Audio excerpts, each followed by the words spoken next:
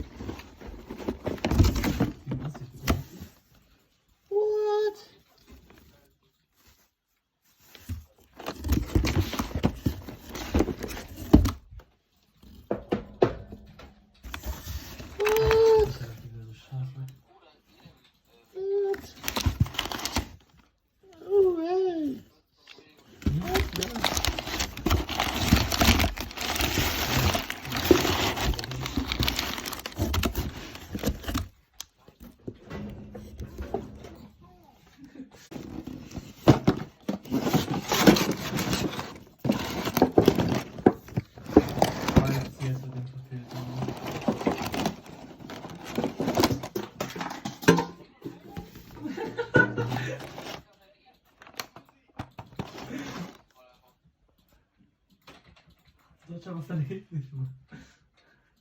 Er hat doch noch einen Brot. Echt?